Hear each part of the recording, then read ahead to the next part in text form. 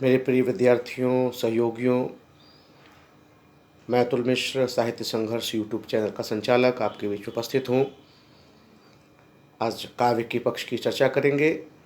भक्ति काल की ओर मैं आपको ले चलता हूँ और यह पाठ काफ़ी महत्वपूर्ण है। जो कुछ आज हम पढ़ेंगे, जिन विषयों पे हम विमर्श करेंगे, वह आपके जहाँ बोर्ड के स्तर पर महत्वपूर्ण है, उसके साथ ही प्रतियोगी परीक्षाओं में भी हिंदी के वे सभी विद्यार्थी जो ग्रेजुएट पोस्ट ग्रेजुएट कर रहे हैं, उन सभी के लिए भी ये महत्वपूर्ण है। बात करेंगे आज सूर के पदों की व्याख्या को लेकर के, विशेष रूप से सूर के उन पदों की व्याख्या को लेकर के जो सूर सागर से संग्रहित है और भ्रमर गीत के अंतर्गत उनको गिना जाता है। भ्रमर गीत क्या है, यह भी समझना अपने आप में अत्यंत महत्वपूर्ण है। भ्रमर गीत की बात क्यों होती है?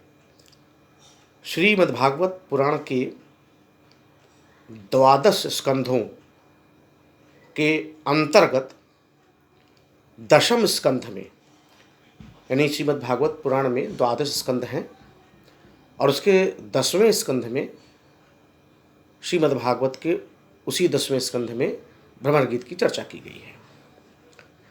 भ्रमर गीत क्या है? भ्रमर का सामान्य अर्थ भंवरा होता है।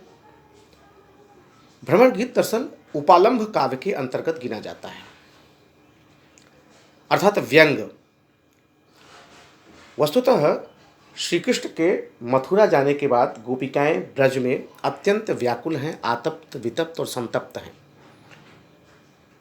गोपिकाओं की इसी पीड़ा को दूर करने के लिए श्री कृष्ण उद्धव को अपना संदेश लेकर के प्रेषित करते हैं, भेजते हैं। श्री कृष्ण उद्धव के बीच में क्या रिश्ता है? उसके बीच में कई किंवदंतियाँ हैं। श्री कृष्ण उद्धव के मित्र थे, श्री कृष्ण उद्धव के गुरु थे। यह भी माना जाता है कि उद्धव श्री कृष्ण के निकटस्थ रिश्तेदारों में भी थे, यह भी माना जाता है। खैर, उद्धव आए और उद्धव आकर के यहाँ गोपिकाओं को संदेश देने के लिए प्रयत्नशील हुए। वास्तव में यह एक सामान्य घटनाक्रम है, लेकिन वैचारिक स्तर पे, दार्शनिक स्तर पे इसका पक्ष दूसरा है। दार्शनिक स्तर पर सगुण और निर्गुण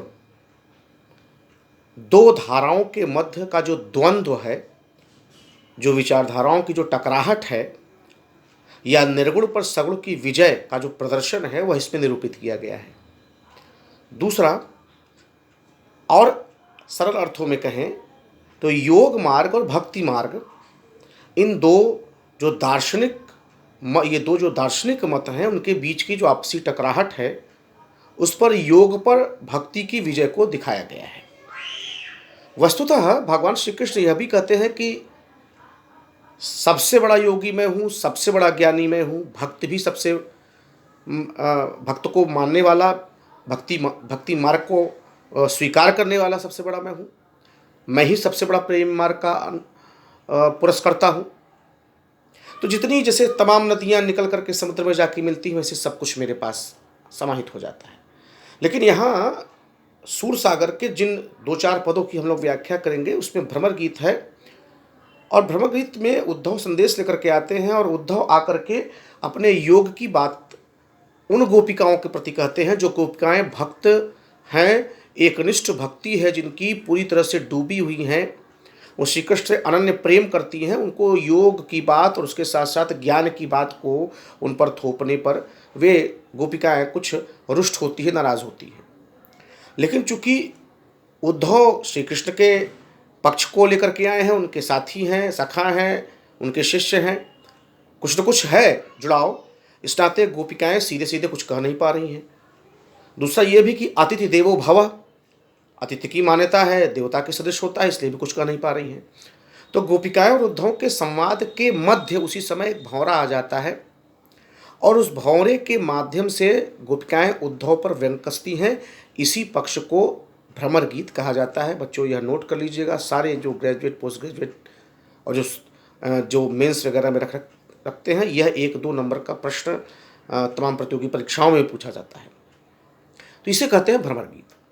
इसी भ्रमर गीत, यह सूरसागर से संकलित है, उसी को हम लोग आज समझेंगे। एक सूर के पद की गेय पद की व्याख्या उसको समझने का प्रयास करेंगे। गोपिकाएं उद्धव से कह रही हैं कि उद्धव तुम हो अति बड़भागी, उद्धव तुम हो अति बड़भागी, कि ऐ उद्धव तुम अत्यंत भाग्यशाली हो। यह व्यंग है, ये उपालंब है, ये गोपिकाओं की पीड़ा है। कह रहे कि आप बहुत लकी हो, you are so lucky, you are very lucky, आप बहुत भाग्यशाली हो। आप क्यों भाग्यशाली हो उसकी बातें आगे भी हैं, लेकिन सबसे बड़ा व्यंग तो यह है कि तुम जिसके साथ उठ बैठ रहे थे अभी तक, जो प्रेम को ही सब कुछ मानता है, भक्ति को ही सब कुछ मानता है, उसी के साथ रहते हुए भी तुम इतने रुष्ट और नीरस कैसे हो गए? योग और ज्ञान को तुम इतना महत्व क्यों देने लगे? तुम प्रेम के महत्व को नहीं समझ पाए, भक्ति के महत्व को नहीं समझ पाए, इसलिए उद्धव तुम अत्यंत भाग्यशाली हो। व्यंग है। तर्क, गोपिकाएं वाक्पटु हैं, बोलने में चतुर हैं, उनके अंदर वाक्पटुता है, they are skilled in speaking, presenting logics. तो यहां भी है कि अपरस रहत स्नेह तगा तय नाहिन मन अनुरागी।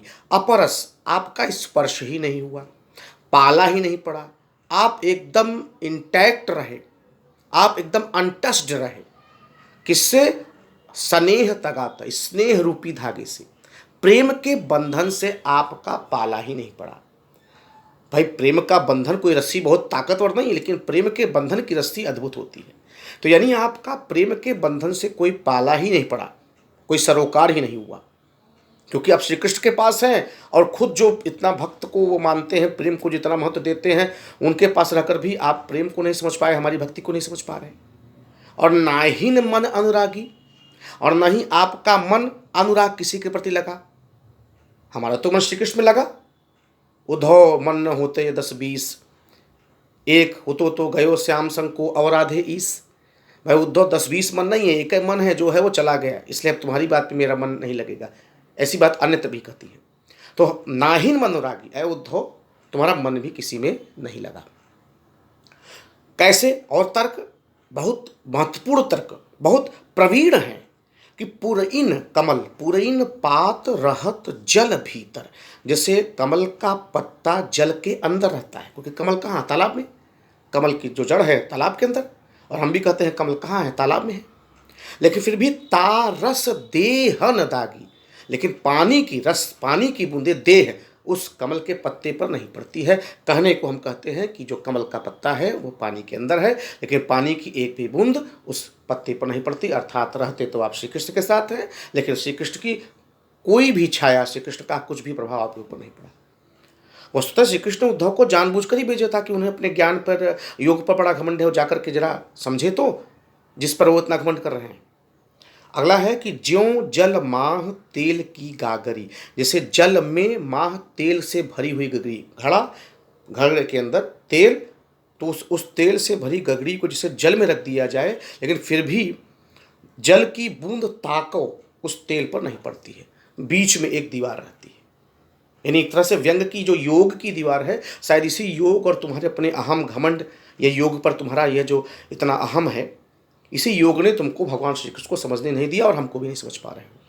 कहने को अर्थात कि तेल से भरी गगरी घड़ा जल के अंदर, फिर भी जल की कोई भी बूंद उस तेल पर नहीं पड़ती। और प्रीति नदी में पाँव न बोरियो, प्रीत नदी, प्रीत की नदी में, रूपक अलंकार अभी और अलंकार में टिप्पणी करेंगे कि प्रीत की नदी में आपने कभी पाँव ही नहीं रखा। और दृष्टि न रूप परागी, आपकी नज़र किसी के रूप के सौंदर्य पर गई ही नहीं। न तो आप प्रेम रूपी नदी में कभी पैर, नहाने की बात छोड़िए, पैर भी नहीं रखा, और न ही आपकी नज़र, आपकी दृष्टि किसी के रूप सौंदर्य पर गई। सूरदास अबला हम भोरी, सूरदास कर रहे हैं पद जो है गेय पद, उसकी एक विशेषता सबसे बड़ी बच्चों यह है, यह प्रकार का छंद का रूप है जिसमें रचनाकार का नाम अवश्य आता है। सूरदास अब कह रहे हैं गोपिकाओं की बात को, अबला, हम अबला हैं, बहुत असहाय है, अशक्त हैं, और भोरी सीधे साधे हैं, हमारे अंदर छल कपट नहीं है। क्योंकि भगवान भी कहता ना कि निर्मल मन जन सो मोहि पावा, और मोहि कपट छल छिद्र न भावा। तुलसीदास ने लिखा है कि निर्मल मन यानी जिनका निर्मल मन है वही मुझे प्राप्त करते हैं। निर्मल मन सुन सो मोहि पावा, मोहि कपट छल छिद्र न भावा। निर्मल मन जन सो मोहि पा, निर्मल मन जन सो मोहि पावा, मोहि कपट छल छिद्र न भावा। जो निर्मल मन है वही मुझे प्राप्त करता है, मैं और किसी को नहीं। तो वो सरसता को देखते हैं भगवान, इसलिए हम बोले हैं, सीधे साधे हैं। जिस भक्ति में ज्ञान का घमंड हो, जिस भक्ति में कर्मकांड ज़्यादा हो, आडंबर ज़्यादा हो, ऐसी भक्ति भगवान को नहीं चाहिए। भगवान के दरबार में आओ तो लेट जाओ, परमात्मा तक पहुंचना है तो पूरी सच्ची भक्ति। व्याख्या बहुत लंबी, व्याख्या में आप स्वतंत्र हैं बच्चों। तो कहा कि हम भोली वाली हैं, अबला हैं, वी आर इनोसेंट। निर्मल मन जन, तुलसीदास ने भी ये लिखा कि हम माँ मेकम शरणम गता, हम आपके शरण में आए सब कुछ छोड़ करके, त्राहि माम त्राहि माम। तो हम अबला हैं, असहाय हैं और सीधे साधे हैं। ऐसे जैसे गुड़ चाटी ज्यों पागी, जैसे गुड़ के पाग में, गुड़ का वह रूप जब खूब पिघल जाए, लिसलिसा होने लगे, जिसमें उसको चिपकने की या कुछ बनाने की क्षमता उसमें अधिकतम हो, जैसे गुड़ के पाग में लिपटी हुई चींटी, उसके उस तरल रूप में चिपटी हुई चींटी जो उससे निकल नहीं सकती, उसी में रह करके अपने प्राण को गवा देती है। ऐसे ही श्री कृष्ण के प्रेम रूपी पाग में हम लोग डूबे हुए हैं, उससे निकलना हमको संभव नहीं है। अब यहाँ पर आप ध्यान देंगे कि एक तो उपालंभ काव्य है, ध्यान रखिएगा, बहुत जगह पूछता है, कंपटीशन के स्तर पर पूछता है। दूसरा पुरैन पात, दूसरा आप स्नेह तगाते, यहाँ पर जो है आपका रूपक अलंकार होगा। और प्रीत नदी में पावन बोरियो, यहाँ पर भी आपका रूपक अलंकार होगा। ठीक, और ज्यों जल जैसे जेल की मगरी, यहाँ पर भी रूपेश अलंकार की स्थिति बन सकती है। भाषा इसकी ब्रज है।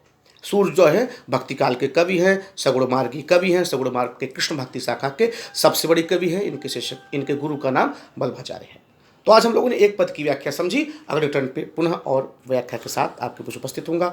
मेरे चैनल को लाइक करें, शेयर करें, सब्सक्राइब करें, ज़्यादा से ज़्यादा शेयर करें और अपने कमेंट्स अवश्य दें, ताकि मैं और अच्छा से अच्छा आपके बीच में लेकर के उपस्थित हो सकूँ। धन्यवाद।